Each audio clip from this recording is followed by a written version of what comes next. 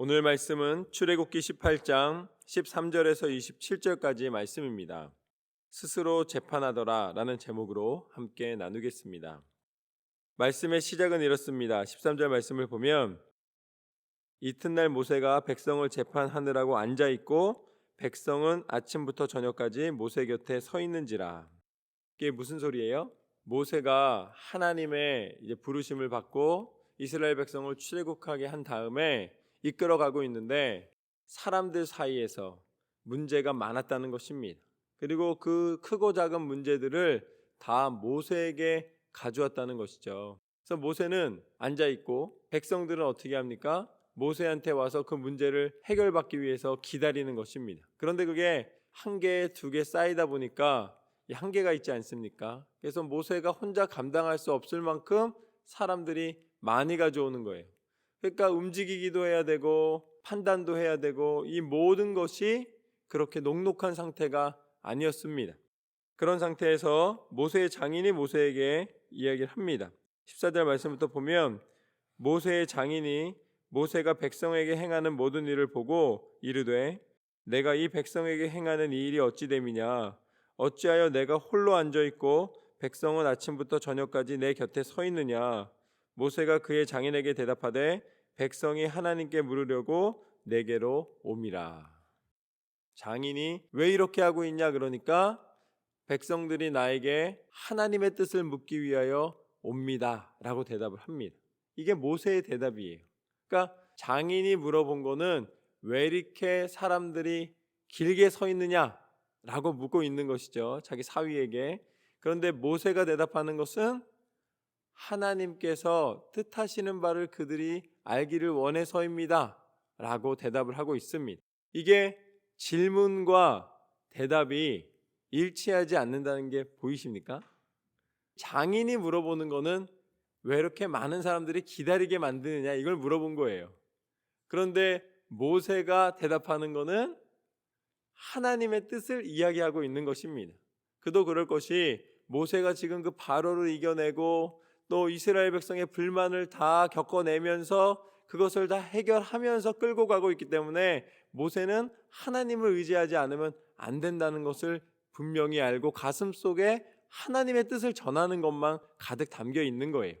그러니까 장인의 질문이 뭔지를 정확하게 파악하기보다는 그 안에서 담겨 있는 것을 바로 대답하고 있는 모습을 보게 됩니다.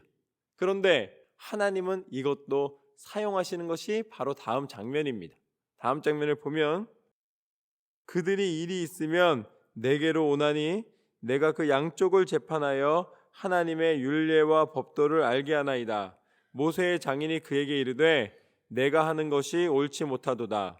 너와 또 너와 함께한 이 백성이 필경 기력이 쇠하리니 이 일이 내게 너무 중함이라 내가 혼자 할 수 없으리라. 이 장인이 뭐라고 조언을 해줍니까?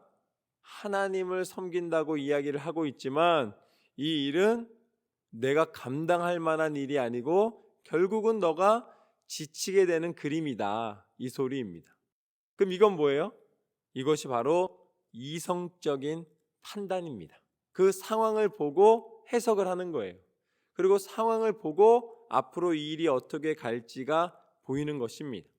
그런데 여기서 우리가 주의할 것이 있습니다. 이성적인 판단과 인본주의를 혼돈하면 안 된다는 거예요. 우리는 신본주의가 있고 인본주의가 있습니다. 그것은 무엇이냐면 신본주의는 뭐예요? 하나님의 뜻을 구하여 앞으로 나아가는 것입니다. 인본주의는 사람의 뜻을 구하여 앞으로 나아가는 거예요. 그래서 우리가 어떤 착각에 들어가기 쉬우냐면 신본주의는 무조건 은혜와 하늘의 응답과 성령의 역사와 그리고 또 믿음이 있어야지만 이루어지는 것만 하나님의 뜻이라고 우리가 판단하는 경우가 많이 있어요. 그러나 그것이 아닙니다. 이성도 하나님이 주신 줄로 믿습니다. 그래서 하나님의 뜻이 이성 안에 역사하시는 것, 구별하는 것도 굉장히 중요하다라는 것이죠. 오늘 장인이 이야기하고 있는 것은 하나님의 뜻을 구하여 이야기하고 있는 이야기는 아닙니다. 그러나 장인이 상황을 파악하고 그리고 그 뜻이 무엇인지를 모세의 입을 통해서 알게 되었을 때에 장인이 모세에게 해주는 말입니다. 이것은 굉장히 이성적인 판단이에요. 그런데 그 다음 장면을 보면은 이제 분명히 이 하나님께서 원하시는 뜻이 무엇인지가 드러나게 됩니다. 그것이 무엇이냐면 19절 말씀부터 제가 읽으면, 이제 내가 내 말을 들으라. 내가 내게 방침을 가르치리니 하나님이 너와 함께 계실지로다. 너는 하나님 앞에서 그 백성을 위하여 그 사건들을 하나님께 가져오며 그들에게 율례와 법도를 가르쳐서 마땅히 갈 길과 할 일을 그들에게 보이고, 너는 또 온 백성 가운데서 능력 있는 사람들 곧 하나님을 두려워하며 진실하며 불의한 이익을 미워하는 자를 살펴서 백성 위에 세워 천부장과 백부장과 50부장과 10부장을 삼아 그들이 때를 따라 백성을 재판하게 하라. 큰 일은 모두 내게 가져갈 것이요 작은 일은 모두 그들이 스스로 재판할 것이니 그리하면 그들이 너와 함께 담당할 것인즉 일이 내게 쉬우리라. 결국 장인을 통하여서 하나님은 그 조직을 관리할 수 있는 방법을 알려주십니다. 그런데 여기에 하나님이 이 장인에게 알려주셨다는 말이 있어요, 없어요? 없습니다. 그것은 장인이 그 상황을 보고 자신의 경험과 지금 현재의 상황을 비추어서 모세에게 대안을 준 거예요.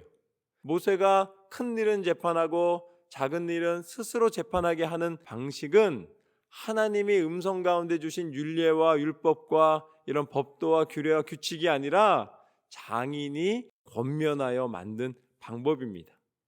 이런 이성적인 판단과 이성적인 결단을 우리는 뭐라고 불러요? 이것을 세상의 지혜라고 부르는 거예요. 하나님 앞에 살아갈 때에 우리가 반드시 깨달아야 되는 건 무엇이냐면, 세상의 지혜 없이 살아가는 것이 아니라 세상의 지혜 가운데서 우리가 믿음 생활을 할 때에 어떻게 하면 도움이 되는 부분이 있고 무엇이 하나님의 뜻 가운데서 받은 지혜인가를 구별하는 것도 너무 중요하다는 것을 보여주시는 장면입니다. 우리가 믿음만 강조하다 보면은, 우리가 뭔가 보이지 않는 곳에서 모든 것을 이루려고 하다 보면은 세상과 분리되어 살아가는 경우가 많이 있어요. 그러고서 그것에 대하여서 사람들이 비난하거나 아니면은 그것에 대하여서 서로 섞이지 못하면은 다 뭐라고 생각하냐면 그것은 다 인본주의라고 그냥 치부하는 경우가 많이 있습니다. 그러나 하나님이 기뻐하시는 신본주의는 그 안에 하나님이 허락하신 이성, 그런데 이걸 다시 표현하면 하나님이 주신, 우리에게 주신 그 생각하는 힘, 그 지혜를 잘 사용하는 것도 포함되어 있다는 사실을 기억하십시오. 그런데 이런 이성적 판단에서 우리가 주의해야 될 것이 무엇이냐면, 장인이 맨 처음에 문을 여는 것은 무엇이었냐? 내가 이렇게 하는 것이 옳지 않다라고 이야기하는 걸로 이야기의 문을 열었어요. 이렇게 사람들이 많이 기다리고 있고 너는 지쳐가는 이 그림은 옳지 않다라고 이야기를 하였습니다. 그러면 여기까지만 이야기했을 때 우리는 이걸 뭐라고 그래요? 이거를 불평이라고 이야기하는 거예요. 사람들은 이성적인 판단을 가지고 불평에서 멈추는 경우가 많이 있습니다. 그러니까 보이긴 보이는 거예요. 이게 문제다, 저게 문제다, 이건 안 된다, 저건 안 된다. 끊임없이 안 되는 것만 이야기합니다. 그걸 다른 말로 또 뭐라 그래요? 그거를 지적이라 그러는 거예요. 지적. 그런데 오늘 모세의 장인을 통하여서 하나님이 주시는 건 뭐예요? 하나님이 주신 지혜는 무엇이냐? 하나님이 이끌어 가시는, 우리에게 허락하신 이 이성의 힘, 생각의 힘은 어떻게 사용하기를 원하시냐면 지적하는 걸로 사용하기를 원하지 않으시고 대안을 세우기를 원하십니다. 대안 없이 지적만 하는 것은 그것은 불평이고 다른 말로는 악이에요. 악. 그 조직을 자꾸 마음을 상하게 만들고 그 조직을 힘들게 만드는 것입니다. 그러나 그것에 함께 지혜를 모으고 대안을 세우고 하나하나 이루어 갈 때에 그 조직은 희망이 있고 소망이 있게 되는 것이죠. 그런데 이성적 판단이든 아니면은 은혜 가운데 하는 영적인 판단이든 보이지 않는 하나님에 대한 믿음을 가지고 있어야 되며 그 가운데 하나님이 태도를 보십니다. 하나님이 태도를 보시는데 그것이 무엇이냐면 21절 말씀처럼 하나님을 두려워하며 진실하며 불의한 이익을 미워하는 자를 살펴서 어떻게 하라고 그러십니까? 사람들 위에 세워 리더로 만들어라 라고 이야기를 합니다. 그러니까 하나님이 보시는 좋은 사람, 리더가 될 만한 사람은 누구이냐면, 그리고 또 사람이 판단할 때에도 그 리더가 세워지기를 원하는 그런 사람의 판단 속에, 이성의 판단 속에서도 존재하는 이 가치는 무엇이냐면 하나님을 두려워하고 신을 두려워한다는 거죠. 그리고 진실하며 거짓을 미워한다는 것이죠. 그리고 불의한 이익을 미워하는 자, 그리고 자기 욕심을 부리기보다는 함께 나누며 살아가는 것에 마음을 두는 사람이 리더가 될 수 있다는 것입니다. 만약에 이 세 가지 중에 하나가 부족하다면, 그렇지만 내가 리더가 되고 싶다면 이 세 가지를 갖추면 되는 거예요.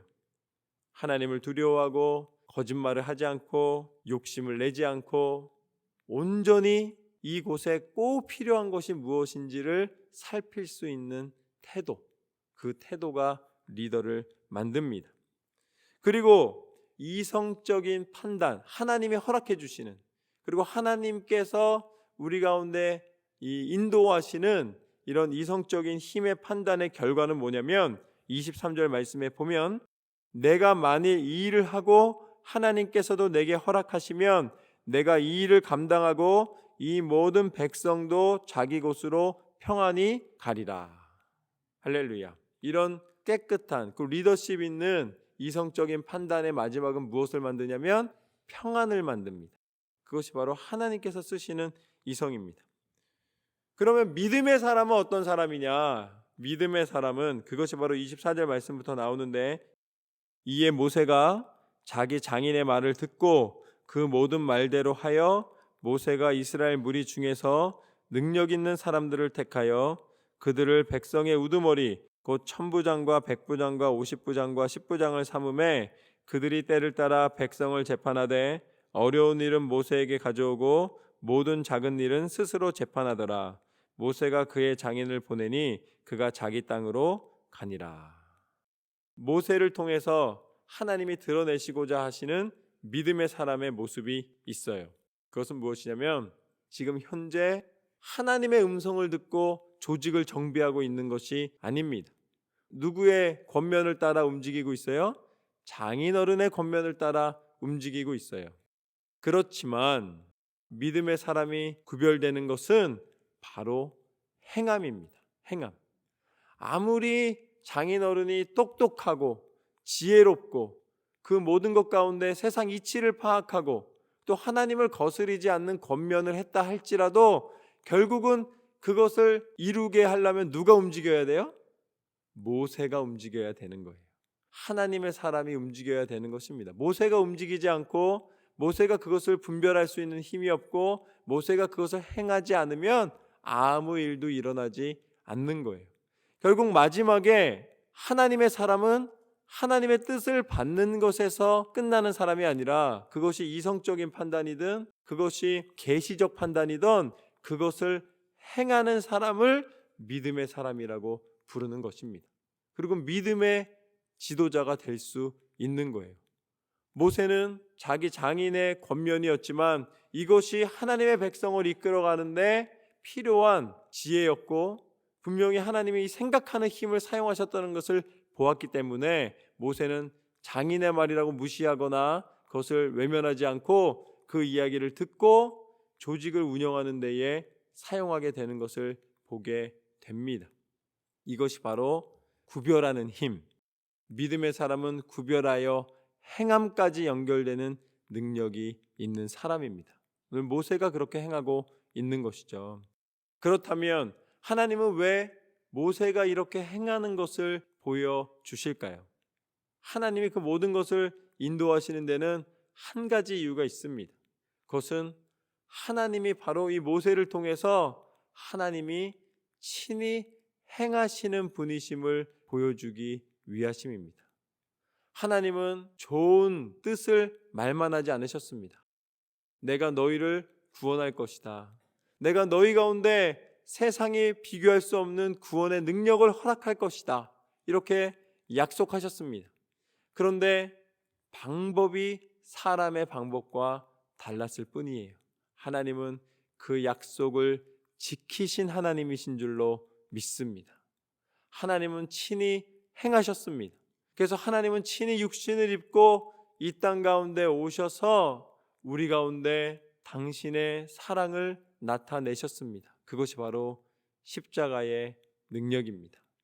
우리가 아무리 착하고 우리가 아무리 선을 베풀고 우리가 아무리 뭔가 죄를 짓지 않고 살려고 한다 할지라도 우리 스스로는 죄의 문제를 해결할 수가 없었습니다.